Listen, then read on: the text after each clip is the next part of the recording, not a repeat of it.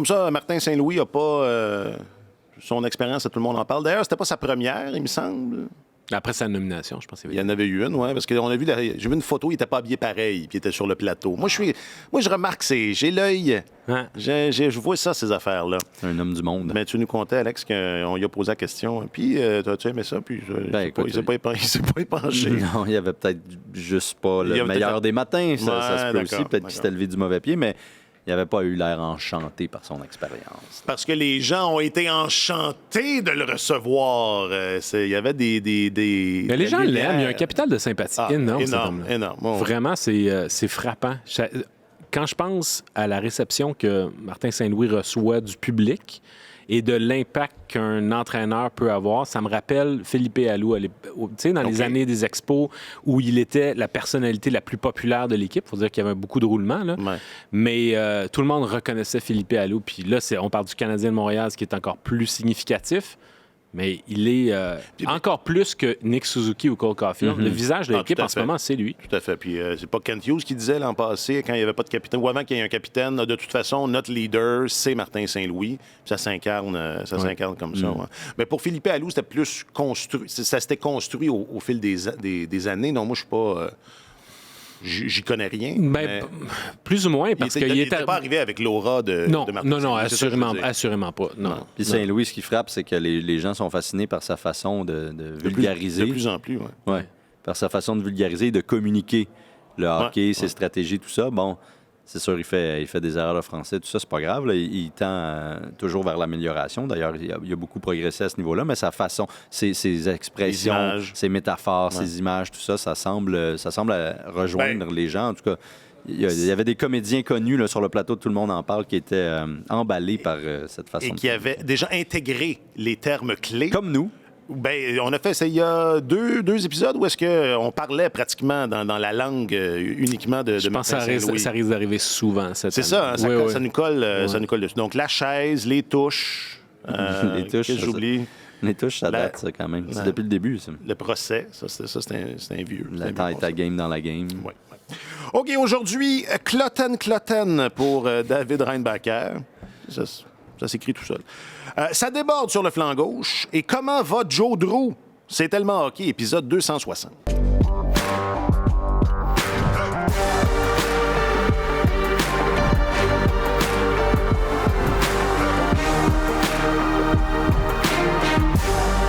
Avec vos journalistes affectés à la couverture du Canadien de la LNH, messieurs Alexandre Gascon et Marc-Antoine Godin. Salut les gars. Bonjour. Hey, Bonjour. Petite parenthèse, Martin Leclerc est débordé par les temps qui courent. Il va revenir la semaine prochaine, ce qui explique qu'il n'était pas là la semaine passée et il ne sera pas là cette semaine non plus. Oh, c'était pas... Moi, on m'avait dit que je serais sur le podcast avec Martin Leclerc. Là, je suis obligé, obligé de négocier avec cet individu. Est-ce qu'on double notre cachet? Parce que personne ne m'a parlé de ça. Là. On était supposé être là une fois par semaine. Donc, bienvenue à Radio-Canada, Marc-Antoine, parce que c'est toujours le contraire de ce qu'on t'a dit que ce serait. D'accord. Je m'appelle Alexandre Coupal. Oui, écoute, comme je te dis, on a beaucoup d'options. Puis des fois, ça va dépendre aussi contre qui qu'on joue, comment que leurs lignes sont bâties l'autre bord. Il y a un petit peu de thinking avec ça. Fait que, non, je suis content. On est profond, puis on a des options. Fait que c'est de gérer ça, je te dirais pas au jour à jour, mais tu sais, je serais très surpris que comment que les lignes vont commencer, qu'ils vont rester de même toute l'année. Bon, avez-vous compris, là? Je veux plus en entendre... Les lignes, ça va changer, OK? Je veux plus en entendre parler. Donc, on arrête, là. Moi, lui, on va toutes les voir. Est-ce que c'est correct? C'est correct? C'est à nous que tu parles, là? Ben, en entendant ça hier soir, je me suis dit deux choses. Tout d'abord, on a beaucoup d'options, c'est sa phrase fétiche du camp. Il n'a pas arrêté de le mentionner, fait que je suis pas surpris de ça. Mais qu'ils disent mais là, d'un soir à l'autre, ça va dépendre de l'adversaire. Ouais, c'est intéressant. C'est intéressant, mais je me suis posé la question à savoir jusqu'à quel point ça, c'est pas une conclusion à laquelle il arrive par défaut parce que les réponses qu'il aurait voulu obtenir dans les matchs préparatoires, il les a pas eues. C'est-à-dire, quel est le bon complément pour Suzuki et Caulfield? Dans quelle chaise vont tomber l'un et l'autre? Évidemment, il y a la question de la santé de tous et chacun qui entre en ligne de compte. Alex Newhook n'était pas disponible hier soir. C'est sûr que si lui se retrouve au centre du troisième trio, ça déplace des choses. Et le nombre de matchs où tous ces joueurs vont être en santé, il n'y en aura à peu près pas. Alors, je comprends toute cette flexibilité-là, mais en même temps, j'ai comme l'impression que c'est un camp d'entraînement où, en termes de combinaison, en termes de recherche de chimie, peut-être que ça va se trouver durant toutes les séances d'entraînement d'ici à l'ouverture de la saison. J'ai l'impression que c'est un camp d'entraînement qui nous laisse sur notre faim un petit peu. On n'a pas les réponses ne sont pas au rendez-vous. On n'a pas fait de longues expériences avec personne non plus, à part le trio Slavkovski, Hervé Pinard puis Kirby Dach. Hier, quand on parlait du complément à Caulfield de Suzuki, il disait non, écoutez, je repars pas avec une page blanche parce que Josh Anderson était le 5e candidat à patrouiller le flanc droit des deux vedettes de l'équipe en peu de temps quand même. Hein. Il n'y a aucune des combinaisons qui a orchestré, là, qui a eu droit à une audition un peu plus longue. Là. Ça a été très, très bref dans tous les cas. Si Anderson s'est ramassé là, Saint-Louis a dit lui-même, écoutez, Newhook est blessé, il a fallu mettre Monahan au centre. Donc, on comprend que par défaut, ça risque d'être un de ces deux-là. Là. C'est dans sa vision des choses, puis avec son évaluation de tous ceux qui ont défilé à côté de Suzuki Caulfield, ça m'apparaît assez clair que ça va être soit Newhook, soit Monahan. On verra, il pourrait nous surprendre, mais ça semble se diriger vers ça. Pour le reste, c'est ça.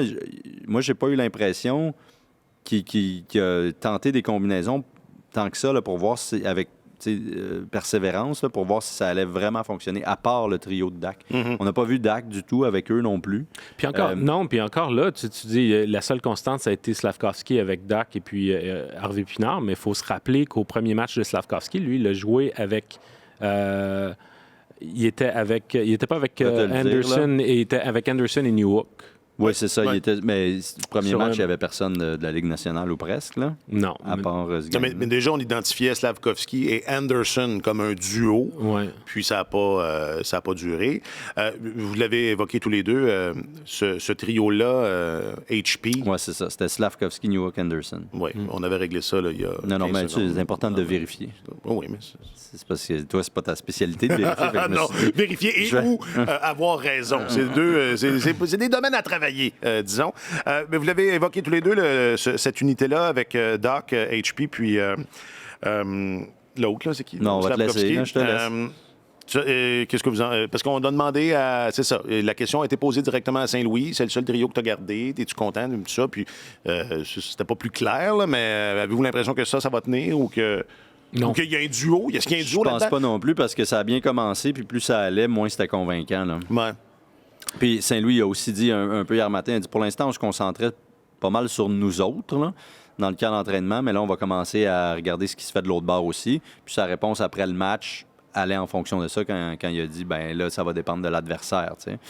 J'ai pas l'impression que cette unité-là a été suffisamment convaincante. D'ailleurs, il n'y a pas grand monde qui a été super convaincant dans ce camp-là. Que ce soit les vétérans, ben, tu sais, Josh Anderson, oui, là, mais je veux dire, pour ce qui est de la chimie puis de la symbiose de certains trios, on n'a pas vraiment vu ça parmi les vétérans. Il y a peu de jeunes ou d'espoir qu'on attendait de pied ferme en se disant « Oh, cette année, ils ont peut-être une chance qu'ils ont réussi à la saisir. » Oui, OK. Ben, ça, on le savait. Ben non, pas nécessairement. Heinemann aurait pu surprendre. Il a eu ses chances. Il y avait cette possibilité-là. Je pense que la porte était quand même ouverte. Et puis, ça a été peut-être un peu décevant, je pense. C'est un camp plate, finalement. C'est ça que... Pas nécessairement. Non, je le trouve pas si plate que ça, mais... décevant. C'est ça. OK, c'est pire. Décevant je trouve pas plate. Dans les performances qui ont été offertes. Ouais. Divertissant, mais décevant. OK. Bien, si on regarde quand même certains points positifs, on a plus tôt dans le camp, on a parlé de Jared Davidson qui avait été une belle surprise. Je pense que Logan Mailloux m'est apparu plus proche de la Ligue nationale que je l'aurais imaginé. Il y a encore des croûtes à manger, mais c'est pas une aventure dans sa zone au niveau où je m'y serais attendu dès les matchs préparatoires. Fait que je pense que sa capacité d'adaptation, d'ajustement, fait en sorte que c'est pas un gars qui va passer 3 ans à Laval non plus. T'sais. Alors, il est plus proche de la Ligue nationale que je le croyais, puis ça, c'est satisfaisant. Mathias Norlinder, c'est une belle surprise du camp d'entraînement parce que l'année dernière, ça avait été une catastrophe. Il a été carrément oublié à Laval. On l'avait enterré. Puis là, ben, il ressuscite. Est-ce que c'est vraiment parce que le Canadien en a besoin? Est-ce que c'est parce que finalement, on veut le mettre en vitrine? Je ne sais trop. OK. Je pense que il peut quand même être une alternative à court terme, mais que ce soit l'un ou l'autre, Norlinder, au moins, a levé la main et a dit « Je suis encore ici, Non, puis ne m'oubliez pas. » Tu avais écrit à ce sujet-là, je pense, Ouais. que la journée où le camp a ouvert, ou presque. On va écouter Martin Saint-Louis sur Norlinder parce que, à mon sens, là, c'est le sujet de ce début de semaine. J'ai très aimé comment il a joué. Il y a il joue avec beaucoup de swagger. Je sais pas comment dire ça en français, là, mais de la confiance. Il y a des bonnes touches. Un joueur très intelligent. Puis, je pense qu'il gagne la confiance. Swagger, on dit ça en français, c'est bien correct. Martin Saint-Louis, après le match contre Toronto lundi soir, est-ce que... parce que je pense que c'est interrelié. Norlinder non seulement il a marqué, là, mais il a eu du succès hier en avantage numérique. Là. On s'est installé, il a fait circuler la rondelle. Il a été un de ceux, là, Matheson est absent, là, mais est-ce qu'on en discutait à micro fermé ou est-ce que ça a été dans vos savants écrits cette semaine? Mais cet avantage numérique-là ne fonctionne pas vraiment depuis le départ d'Andrei Markov, là, Oui. à peu près. Là. Alors, ça nous incite à penser que ça prend quelqu'un pour diriger le trafic en arrière. Il a passé plus de 6 minutes à 5 contre 4 Norlinder samedi soir. Ouais. Puis c'était quand même un personnel de premier plan là, avec lui. Il était sur la première vague d'unité c'était Dak Suzuki-Caulfield et Hervé Pinard samedi. Et puis, il se passait absolument rien. Là. Donc, ça, c'est samedi. Mais c'est samedi. Hier, c'était mieux. Hier, il y avait plus de... Il n'y a pas vraiment de place pour lui. Non, mais non, il y avait plus de swag. Pour Norlinder, tu veux dire? Oui. Advenant que Mike Matheson est en santé, Caden Goulet à gauche aussi. Oui, bien c'est ça. Ça devient un petit peu compliqué de trouver la place pour Mathias Norlinder. Ses atouts, à mon sens, sont pas assez dominants présentement pour pouvoir arracher un poste. Okay. Il est beaucoup plus près que ce qu'on pensait, sauf que le gars, comme Marc-Antoine l'a dit, il partait de la tombe pratiquement. C'est une résurrection. Tranquillement, là, mais il n'est pas rendu non plus. Là. Ou en tout cas, peut-être qu'il pourrait aider un peu, un rappel quelquefois, s'il y a des blessures, des matchs à gauche, à droite, voir qu'est-ce qu'il est en mesure de faire alors que c'est la vraie compétition de la Ligue nationale. Je serais curieux de le voir dans ce contexte-là, mais je ne suis pas certain qu'il a suffisamment gagné des plumes pour ça. Là. Mais la question n'est probablement pas de savoir est-ce qu'il supplante la quantité de défenseurs qu'il y a du côté gauche. Est-ce que sa compétition ne serait pas plutôt Justin Barron et Gustav Lindstrom? Et Maillout. Et Maillout. On serait un Goulet à droite, mettons. Exact. Parce que Justin Barron, si tu peux le céder à la Ligue américaine sans passer par le balotage, peut-être qu'ils vont juger que Barron a encore besoin de millage dans la Ligue américaine. Barron semble juger ça lui-même. Oui, c'est ça. C'est assez... ça saute aux yeux. Il faudrait que je passe du temps dans la Ligue américaine. Tant qu'à ça, Justin, dis-le. Et Logan Maillout, je pense qu'il connaît un bon camp d'entraînement, mais il ne faut pas tomber dans le piège. Encore une fois, cette année, je l'ai déjà dit, on a une mémoire de poisson rouge quand vient le temps du camp d'entraînement. T'es donc bien rabat-joie. À donner une importance exagérée à ces rencontres-là, parce que quand on est rendu à la fin novembre et qu'il y a 25 matchs de jouer, là, les performances du camp d'entraînement sont très, très loin parce que le niveau de jeu a augmenté. Fait qu'il y a des postes qui se donnent au nom de matchs remportés contre des 2 tiers de formation, des demi-formations. Et Logan Maillout, on a tellement parlé de développement puis de progression. Si c'est ça la priorité du Canadien, on ne devrait pas donner un poste à Logan Maillout sous prétexte que mais là, c'est qui qu'on va mettre si c'est pas lui, on n'a pas d'autre. Ben, non, je pense pas. Et arrange-toi. c'est pas tout à fait vrai. C'est parce qu'il y en a d'autres. Il y en a d'autres, mais je vais terminer mon point là-dessus. C'est que je crois que au nom du développement, Logan Maillout mériterait d'être en bas. Alors, si il y a encore un poste qui est ouvert à droite et que Barron s'en va en bas, ça devient finalement... soit Lindstrom ou bien on déplace un gaucher à droite. Et si on choisit de déplacer un gaucher à droite en se disant Lindstrom, c'est bien de valeur, on peut le mettre au balotage, personne ne va le réclamer, en déplaçant un gaucher à droite, là, peut-être que ça ouvre une place à Norlinder. Possible. Mais là où je voulais en venir, c'est que quand tu regardes tous les défenseurs, oublie le côté du bâton, il y a peut-être juste 2 droitiers qui méritent d'être dans cet alignement-là. À date, il y en a juste 2. C'est ça? Il y en a clairement juste 2. Là. Puis le Canadien a montré l'année dernière qu'il n'a pas peur d'envoyer... On les nommera pas, là, mais il y en a juste 2. Goulet ou Jacky à droite. Là. Ou Harris. Ou Harris. Mailloux, par contre, là, puis c'est correct d'avoir des réserves, puis d'émettre, c'est ça, un certain... Des mises en garde. Une mise en garde, et puis c'est ça, de peser sur le frein un peu, mais moi, il y a un excellent camp, je pense, parce qu'il se démarque. Ouais. Et puis, clairement, ce gars-là a des atouts que la défense du Canadien n'a pas, là. T'sais, il est assez unique là, comme défenseur pour le CH en ce moment. Je savais pas nécessairement trop à quoi m'attendre. Je l'avais vu jouer dans le junior. Qu'un gars comme ça domine dans le junior, c'est normal jusqu'à un certain point. Il y a tellement de maturité physique. Il joue contre certains gars qui sont loin de ça.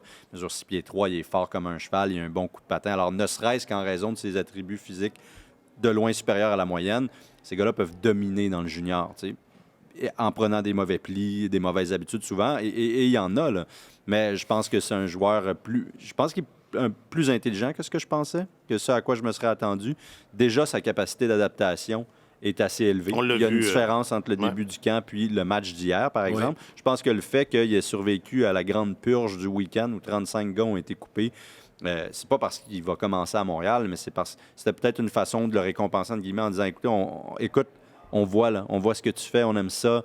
Va jouer un autre match contre une équipe de la Ligue nationale, plus ou moins. C'est de la belle expérience. Mets ça dans ton bagage et tout. Alors, ça, je trouvais que c'était un bon signe. Et vraiment, Mailloux fait des choses que les autres ne font pas. Marc Denis, hier, a dit que ce défenseur-là va être très bon et pendant longtemps. C'est vrai, je l'ai entendu. Donc, c'est quand même un compliment majeur de la part d'un gars qui connaît ça un peu. Lui, il connaît ça. Donc, j'ai été surpris, moi. Il est en avance sur ce que je croyais. Cela dit, puis tu disais, Marc-Antoine, on a tendance à, un match pré-saison, à mettre beaucoup de... même un camp au complet. Ouais. Mais c'est exactement ce que je vais faire, malgré le fait que tu m'as dit de faire attention à ça. Oui, parce que j'ai la mémoire d'un poisson rouge. Moi, vous me direz ce que vous en pensez, mais je trouve que chez les jeunes défenseurs ou les défenseurs qui n'étaient pas là l'an passé, disons, la performance de Norlinder hier, c'est la meilleure performance qu'on a vue.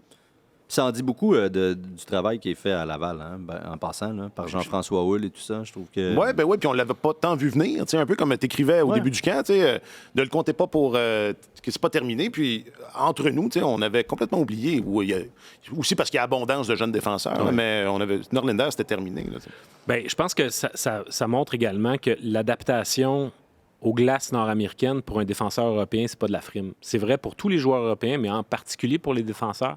David Reinbacher en a parlé abondamment aussi durant son séjour à Brossard et à Montréal.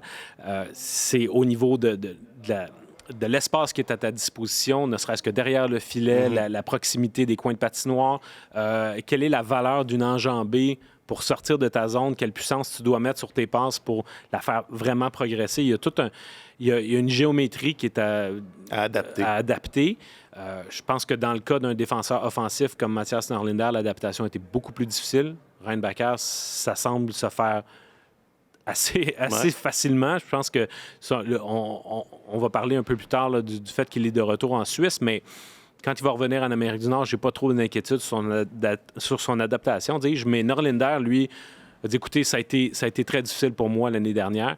Il y a eu une espèce de renversement de situation où, en fait, après Noël, ça s'est mis à mieux aller, puis il était content de la façon dont les choses se sont terminées, mais il est revenu avec beaucoup plus de confiance à ce camp d'entraînement-ci.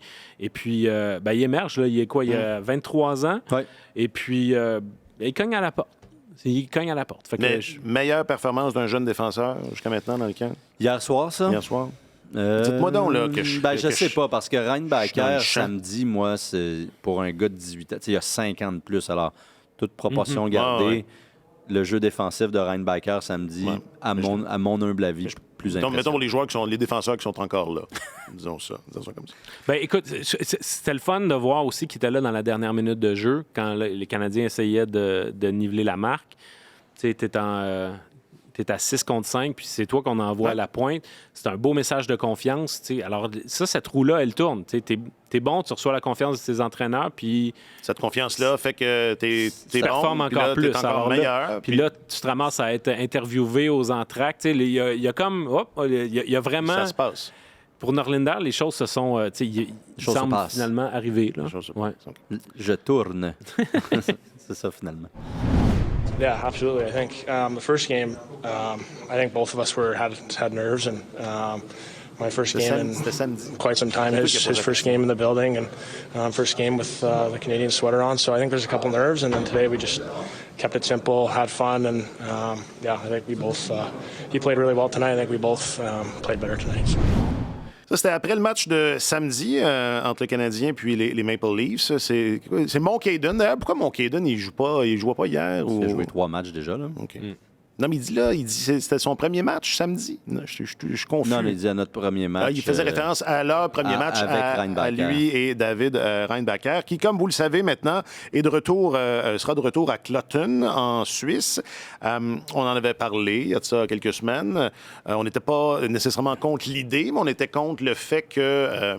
de le protéger de la marmite médiatique soit un argument important dans cette prise de décision-là. On disait que si c'était l'argument principal, c'était peut-être qu'on errait. C'était extra hockey. Exact. Bon, là, les choses sont officielles. Il y a plusieurs raisons. Puis je pense, je lisais Harpin. Il est bon, Harpin. Ben oui. Sur The Athletic. Non, mais des fois, ils sortent une bonne affaire ou deux. Ça arrive. Sur The Athletic, mais qui a fait un papier assez... Moins qu'avant, par exemple. Non, c'est ça. C'est plus ce que c'était. C'est plus que c'est ça que j'essayais. Ouais, c'est plus ce que c'était. Mais depuis le départ de Marc Dumont, vous avez perdu des plumes. Harpin. Moi, je ne savais pas ça. Il me l'a appris qu'il y avait des liens très, très forts entre... comment il s'appelle? Jerry Fletcher? Non. Fleming. Jerry Fleming. Oui. Et plusieurs membres de l'état-major du Canadien. Ça. OK. Bon, tu aurais pu me le dire. Comme ça, j'aurais l'air moins... D'après moi, j'ai dû te le dire, puis tu l'as oublié. Là. Mais donc, non seulement on avait cru comprendre que l'état-major du Canadien avait confiance dans ce qui se passait à Kloten, mais non seulement ça, ils n'ont pas juste confiance... C'est pratiquement le même monde, pratiquement. Mais ils se sont dépêchés de le renvoyer à Kloten, je pense, parce qu'il fallait pas qu'il reste plus longtemps, parce que les gens auraient commencé à réclamer qu'il demeure. Ouais. Non, j'exagère peut-être un peu, mais ça fait juste démontrer que la décision était prise depuis le début. Là. Ouais. Jeff Gorton l'avait dit plus ou moins là, au tournoi de golf en disant « Non, mais on va là... » Il l'avait dit clairement. Il avait dit le plan, c'est qu'il retourne Le plan, c'est, mais on va le laisser montrer ce qu'il sait faire, puis on verra. Mais dans le fond, ça, c'était un peu... Pour la galerie. Là. Le plan était déjà arrêté. Et puis, après son deuxième match, ce n'était que son deuxième match, puis il y avait vraiment une différence entre sa première performance puis sa deuxième. Voir un défenseur de 18 ans s'adapter aussi rapidement à des conditions difficiles comme ça, en défense. Moi, j'ai trouvé ça... tu vois que le gars, il est d'une intelligence supérieure, c'est sûr. Ça part beaucoup de sa maturité, je pense. Martin Saint-Louis l'a dit. Tous les gars à qui on en a parlé dans le vestiaire aussi. C'est une maturité dans sa personnalité qui se transpose sur la glace et tout. Alors lui, clairement, tu regardais ça samedi et tu te disais, c'est peut-être le 3e meilleur droitier qu'ils ont, là, déjà, là, oui. en ce moment. Là. Derrière Kovacevic puis Savard, oui. il est en avance de Mailloux. Il n'a pas exactement les mêmes atouts que Mailloux, mais en termes de jeu professionnel, peaufiné, il est en avance sur Mailloux. Certainement meilleur que Lindstrom, en tout cas à terme, assurément, puis probablement déjà. Et Barron, c'est tellement s'aborder lui-même dans ce camp-là. Tu regardais ça, tu disais Reinbacher, en ce moment, c'est le 3e défenseur de l'équipe là, à droite. Alors, c'est correct de le renvoyer, mais la décision était prise. Comme tu l'as dit, ils ont confiance au personnel en place à Kloten, ce qui n'était pas le cas pour Slavkovski l'année dernière en Finlande. Il faisait moins confiance à son utilisation et tout. Pour ces raisons-là et pour ce dont on s'était parlé, c'est-à-dire l'éloigner, le laisser vivre sa vie tranquillement. Ils en ont parlé là, beaucoup là, de cette difficulté-là à absorber l'entourage médiatique, puis à faire abstraction des réseaux sociaux. Ils ne le cachent pas non plus complètement. Alors, c'est sûr que ça a pesé dans la balance, on se l'est fait dire. Et puis, bon, pour toutes ces raisons-là, ils ne se sont pas posé la question. Ils disent il va progresser à Kloten. Mais quand tu regardes le gars aller, à Laval, il n'aurait pas été enterré. Là. Il n'y a aucune raison pour que Reinbacher n'aurait pas été sur le top 4 des défenseurs de Laval et d'avoir beaucoup de temps de glace. Oui, mais s'il y a Barron et Mailloux à Laval, aussi, là, il y aurait eu comme pas tant de temps de glace de disponible, peut-être, ou je ne sais trop, à se partager entre les trois, parce que tu veux les développer les trois quand même. Il y a ça qui est non négligeable. Puis je l'avais mentionné, je tiens à... des fois. Puis Martin nous dit souvent que dans le développement d'un jeune, c'est important qu'il soit dans des dispositions pour exceller. Oui. Tu te souviens, bon, il nous dit souvent ça. Ça risque d'arriver, ça, à Cloton. Ou du moins, il risque d'avoir, je sais pas, là, je connais pas... Il va être le défenseur de confiance. Il va être le défenseur numéro 1. C'est prévu comme ça. C'était ça à la fin l'année dernière. Oui. Alors, quand tu es un défenseur de 18 ans, tu joues dans une ligue d'hommes qui est quand même estimée. Là, c'est probablement la 3e ou 4e ligue au monde. Là, on peut mettre peut-être la Ligue américaine puis la KHL en avant, mais... on peut en débattre, là. Oui, c'est ça. Bob Rove, dans une discussion à couteau tiré, me disait que... À couteau tiré? À bâton rompu. À bâton rompu. J'ai étudié à couteau tiré. Ouais. On était... Ça s'est mal passé. Ça s'est mal passé. Toi, Bob Rove, viens ici. C'est la 3e meilleure ligue. J'ai dit non! Non, je voulais dire à bâton rompu, pardon. C'est un drôle de lapsus, quand même. C'est intéressant. Il disait qu'après, mettons qu'on fait abstraction de la KHL en Europe, il trouvait que la Ligue nationale suisse était la plus talentueuse. Mm-hmm. En termes de talent brut, là, après ça, on peut débattre de laquelle qui te prépare le mieux aux Jeux en Amérique du Nord, la plus rugueuse, peu importe, là, la plus tough. Il disait que la Ligue tchèque, par exemple, était très, très physique. C'est une ligue qui est dure physiquement. Mais en termes de talent brut, il estimait que la Ligue nationale suisse était la plus talentueuse. Il y a peut-être aussi une question de force physique aussi qui rentre en ligne de compte, de lui permettre d'aller passer un an à se renforcer. Je pense que Reinbacher a été au camp suffisamment longtemps pour prendre une mesure de ce qu'est le hockey nord-américain puis de ce dont il va avoir besoin. Puis je reviens à ce que tu disais à propos des contacts ou du lien entre Jerry Fleming puis l'organisation du Canadien. Je pense que le programme dans lequel un espoir se trouve joue pour beaucoup dans la décision de l'équipe. L'année dernière, Juraj Slafkovský, il n'était pas question qu'il retourne à Turku parce que le Canadien disait il perd son temps là-bas. Ils n'avaient aucune estime pour la façon dont Turku avait géré Slafkovský. Fait que pour eux, ça ne rendait pas service aux jeunes de le renvoyer là-bas. Dans le cas de Cloten, c'est un programme où le Canadien est beaucoup plus confortable. On renvoie Reinbacher, lui, il va être content d'être là. Puis il n'y a pas de réelle urgence. Puis on se projette dans 2-3 ans, quand il va être un défenseur à l'aise dans la Ligue nationale. Puis tu dis, OK, là, dans 2-3 ans, on va avoir Reinbacher, on va avoir Mailloux, il va y avoir Gooley, il va y avoir Jacky, Matheson va être encore là. Ça va être pas pire. Ça va être pas pire. Ça va être pas pire. Quelque chose. Ouais. Puis tu sais, moi, on a beaucoup débattu de ça. Je suis pas du tout contre l'idée qu'il retourne en Europe. Avant d'écrire là-dessus, c'est même l'option que j'aurais privilégiée. C'est ton chum Vinny Prospal qui t'a convaincu que... Puis à force de jaser avec le monde, je me suis dit, OK, la Ligue américaine, c'est certainement une bonne option aussi. Puis là, après, c'est peut-être une question de préférence. Et puis, tout le monde est différent. Et pour Reinbacher, d'être proche de chez lui, pas trop loin de sa culture, de son monde, de son entourage, de ses parents, de l'Autriche, tout ça, ça avait une valeur, clairement. Il avait dit, non, mais s'ils veulent que j'aille à Laval, je vais y aller, mais je préférerais y retourner. Puis celui qui a été le plus éloquent là-dessus, quand je jasais de ça dans le vestiaire, samedi après le match, c'est Jonathan Kovacevic. C'est d'ailleurs toujours lui, le plus éloquent. Souvent éloquent. C'est le plus éloquent de la gang. Puis ça, c'était pas à la caméra, donc t'as pas pu en extraire un extrait. Mais il disait, puis peut-être que ça tombe un peu sous le sens, mais de la part d'un joueur de hockey, ça avait plus de poids. Parce que souvent, les partisans, disait-il, pensent pas à l'aspect extra-sportif. Mais quand tu deviens un professionnel, là, tu joues au hockey 1h30 par jour. Tu es à l'aréna 3 heures par jour, à peu près, environ en moyenne. Puis là, il te reste 20 heures, 21 heures dans ta journée, tu sais. Puis si tu arrives de l'Europe, tu n'es pas chez vous, c'est pas ta culture. Reinbacher est gêné. Slafkovský me disait, il est pas mal gêné, j'essaie de le décoincer un peu, mais c'est pas évident. Slafkovský est plus espèce de bout en train, là, ou en tout cas plus d'aisance à s'amuser. On dirait c'est plus naturel chez lui. Et plus extraverti. Plus extraverti. Pas plus compliqué. Puis Reinbacher, plus réservé, plus gêné. Tu passes ta vie dans un condo à Laval, par exemple. Ils ont ça? Est-ce qu'ils ont ça? Ça peut être difficile. Et Kovacevic mettait vraiment l'accent là-dessus en disant on n'a pas toujours ce regard-là, mais c'est vraiment important. Moi, je les vois arriver, ces jeunes Européens-là, d'un autre continent, et I feel for them. C'est ce qu'il m'a dit. Je trouve ça difficile pour eux. Je le vois que c'est pas évident. Alors, tout l'aspect humain est souvent mis au rencard quand on fait cette évaluation-là. Et il diffère d'une personne à l'autre. Pour Slafkovský, c'était pas un problème. Lui-même, j'ai dit, est-ce que tu as eu de la difficulté avec cette adaptation-là? Il dit, écoute, moi quand j'étais en Finlande, là, ça faisait 4 ans que j'étais parti de chez nous. Là. parti chez lui à 14-15 ans. Là. Ouais. Donc, se faire une omelette le soir, ça ne faisait pas peur. Là, Reinbacher, c'est différent quand même. Là.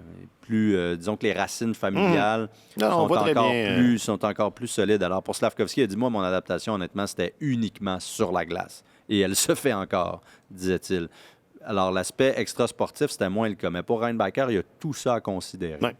Et c'est le calcul qu'ils ont fait, puis c'est une décision qui se défend.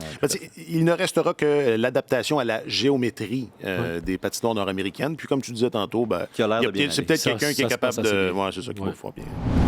Oui, c'est ça, comme je l'ai dit, c'est que ça peut être bon pour la confiance. Puis, je pense que ça prépare bien pour la saison aussi de remonter l'équipe quasiment complète de l'autre côté.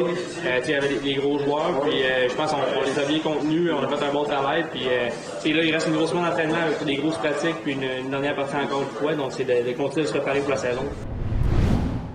Raphaël Harvey-Pinard, avec exactement là où on en est, avec le libellé d'exactement où on en est. C'était après le match d'hier, puis là, il y a une semaine d'entraînement qui s'en vient. Juste qu'on emballe un peu, c'est ça, vos observations jusqu'à maintenant, puis j'aimerais ça...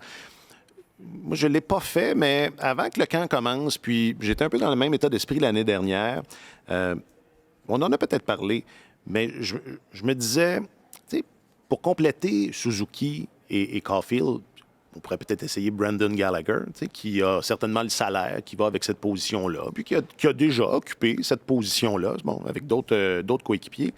Puis, j'aimerais ça vous entendre sur son début de camp, parce que puis moi, je le vois pas, là, mais les autres, vous êtes là plus souvent, mais j'entends dire qu'il y a... Est-ce qu'il pompe l'huile? J'ai entendu ça. J'ai entendu des gens dire Gallagher, c'est pas juste que, je sais pas, les blessures et tout ça. Ben, est-ce qu'il pompe l'huile? Est-ce qu'il pompe l'huile? Bien, il a toujours été du type à vider le réservoir à chacune des présences puis avoir l'air exténué quand il rentre au banc. Ça, c'est pas nouveau. T'sais, même à ses meilleures années, il y avait ce langage corporel-là. OK. Moi, ce qui m'inquiète, c'est que l'année dernière, au camp d'entraînement, il était ressorti, puis on se disait « Oh, ça pourrait... » Tu sais, après une année difficile, ça se peut qu'il retrouve son pep. Puis bon, on a compris qu'il y avait encore des blessures qui traînaient, mais cet élan-là, qui était là au camp d'entraînement l'année dernière, en ce moment, on le voit pas du tout.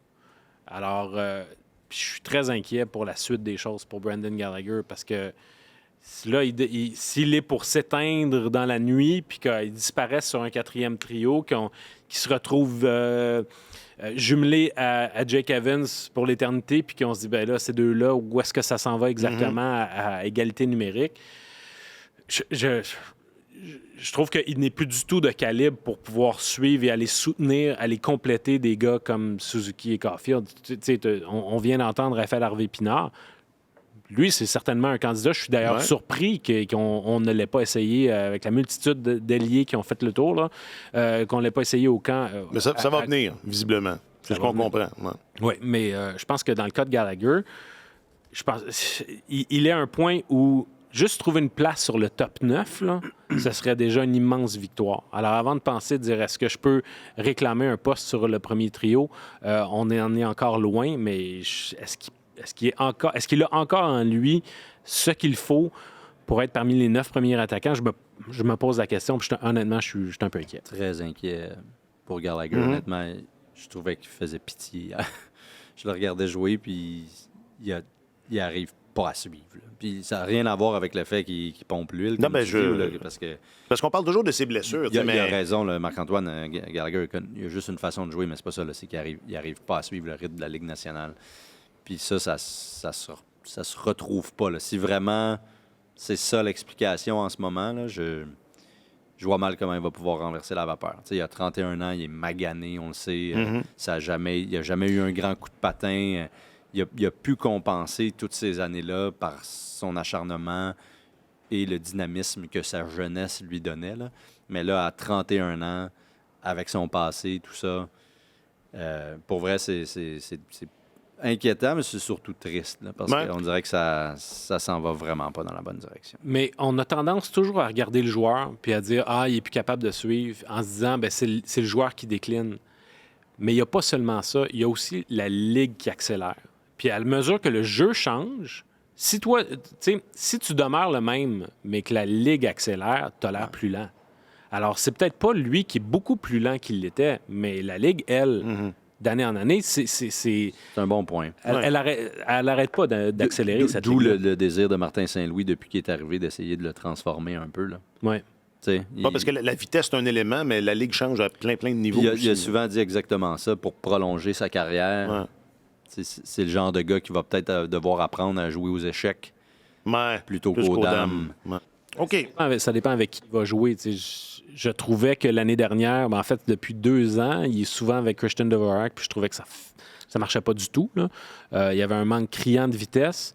Dvorak est probablement le joueur de centre qui est le moins à l'aise à transporter la rondelle. En transition, c'est vraiment pas son fort. Puis Brendan Gallagher ne le fait pas non plus. Non, mais avec qui alors? Alors, il y a besoin de... Ben, écoute, à défaut de... C'est pour ça qu'il se retrouve avec Jake Evans. Evans a quand même un coup de patin intéressant. Mais ce qui est problématique dans le cas d'Evans, c'est qu'à chaque année, depuis son arrivée dans la Ligue nationale, il commence ses saisons lentement. Puis à un moment donné, il prend son envol, mais il n'est jamais là le meilleur de Jake Evans, on le voit jamais en octobre, on le voit rendu en février-mars. Alors, c'est plate parce qu'à ce moment-là, le Canadien est éliminé. Dernièrement, ça va des mois très, très importants. Ben, écoute, corrige-moi si je me trompe, mais j'ai l'impression que la survie de Gallagher, il joue son avenir dans la Ligue nationale cette année. Là. Oh! C'est un gros statement. ça va être le titre accrocheur de l'épisode. Non, pas d'extrait pas de sensationnalisme. Pas d'extrait fallacieux là, découpé hors contexte. Là, hein? On dit ça là, pour que ça soit bien compris.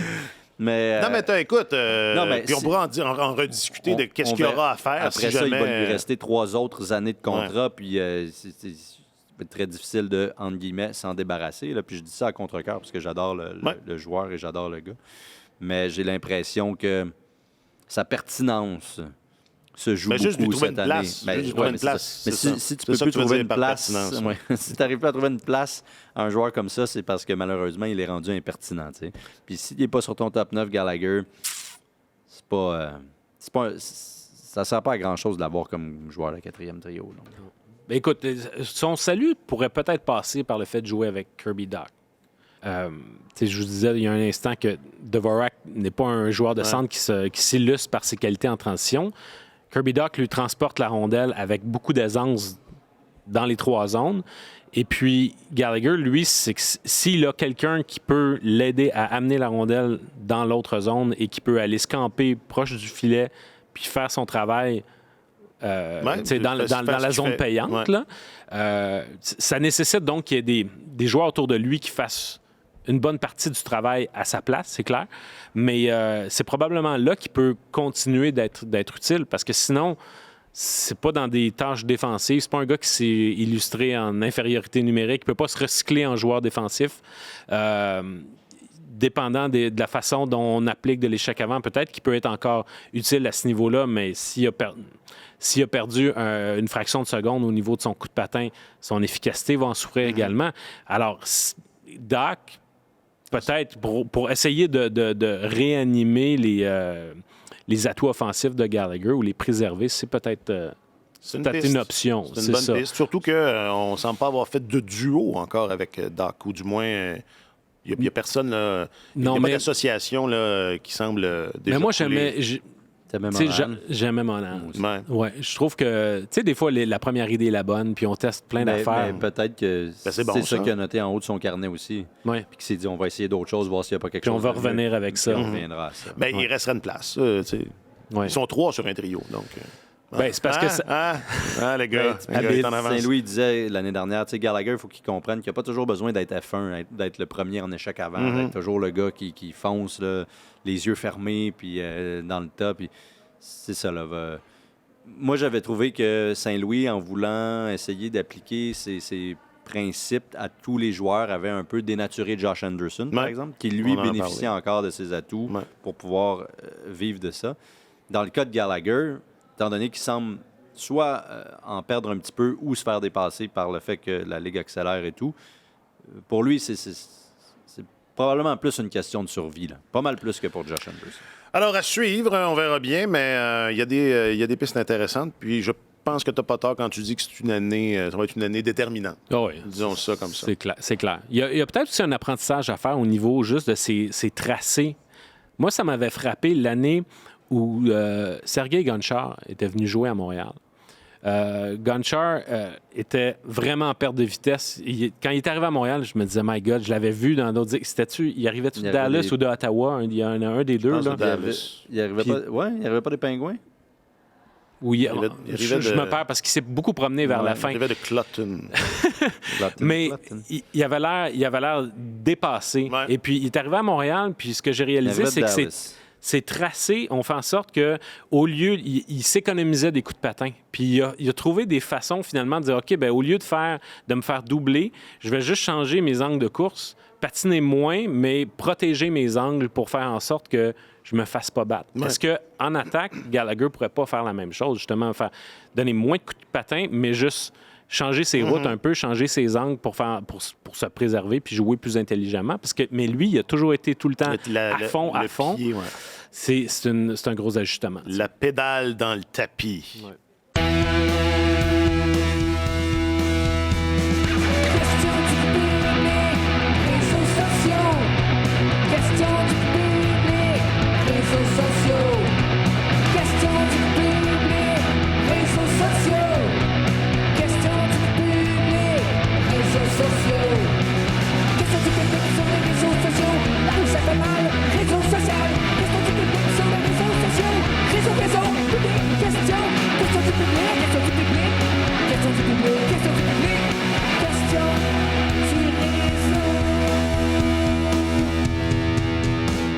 Oh yeah! Moi, j'avais oublié qu'on enregistrait, c'est donc ben bon! C'est rock. Je aide Beignet. Le département des réseaux sociaux était fermé hier. C'était la journée...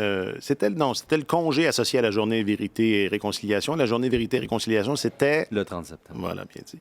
Reste que le bon David, notre gourou, m'envoie ce matin une question du public, au sens que c'est une question, non pas qu'on a posée au public, mais que le public a posé. Que le public a posé, puis là, ça marche des deux bords. Alors, vous pouvez, c'est un concept réversible. Vous pouvez faire ça, et n'hésitez pas à le faire, que ce soit sur le Twitter machine, le Gram, le Book. Et là, celle-là, elle vient du YouTube. Attendez un petit peu, ma vision faiblit.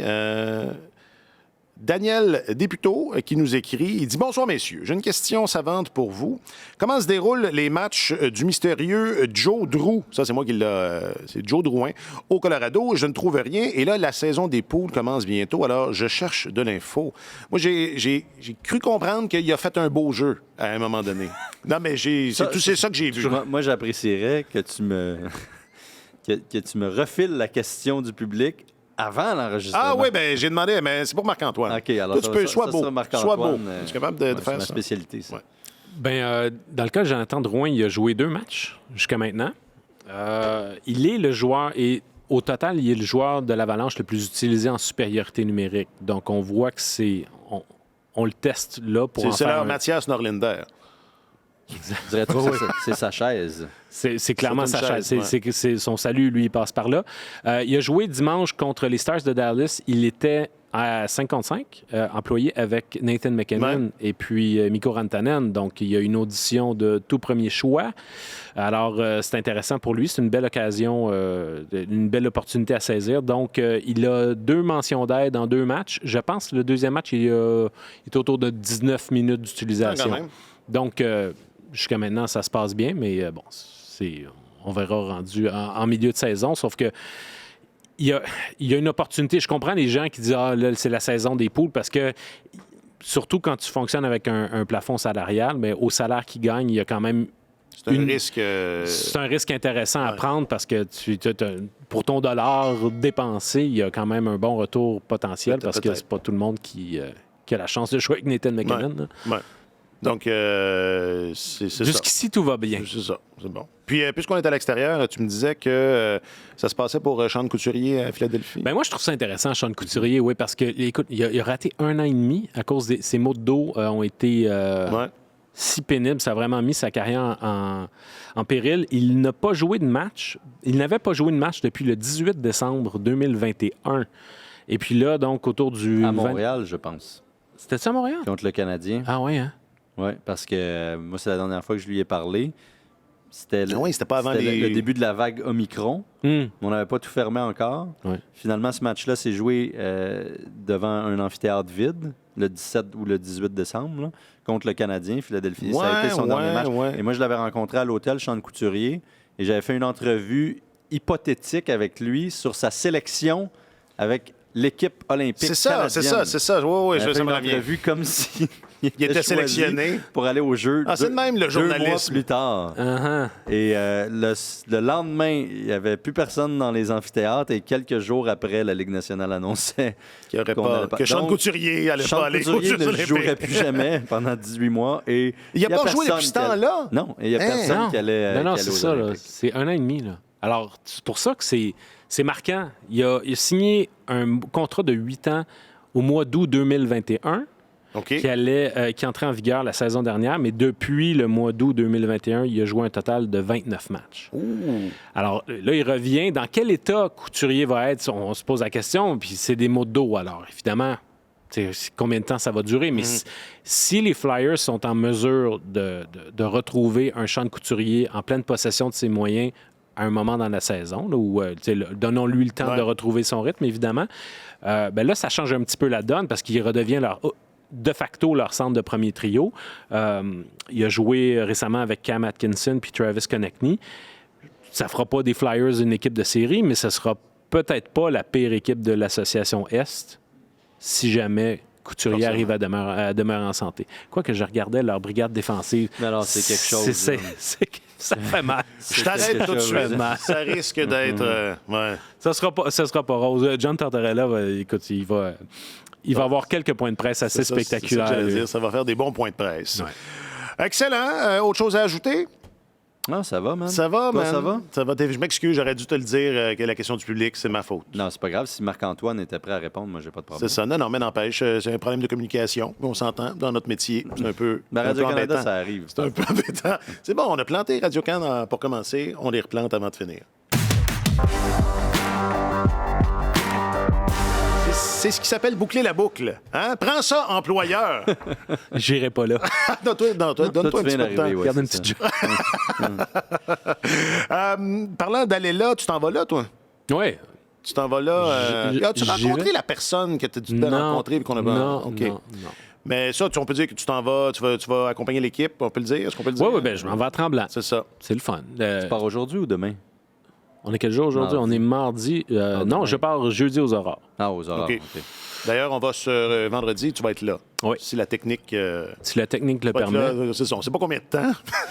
Je serai dans un décor enchanteur à parler de Gouret avec vous, messieurs. Parfait.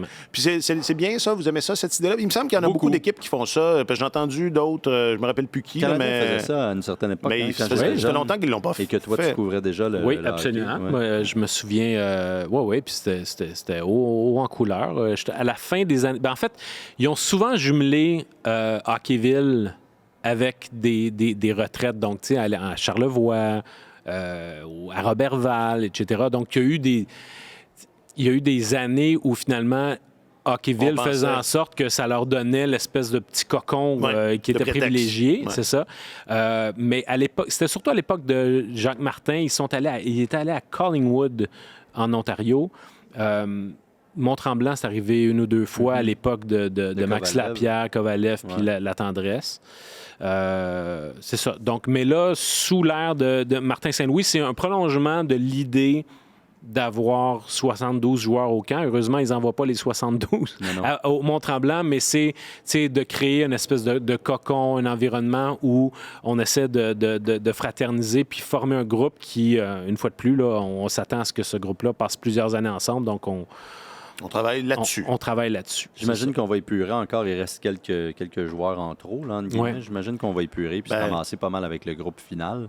Comme c'est toujours le cas, probablement que c'est annoncé juste 1 heure ou 2 avant que le balado soit publié. Mais à la ça va dépendre aussi, mais ça va dépendre des blessés. Il y a quelques joueurs qui sont au jour le jour.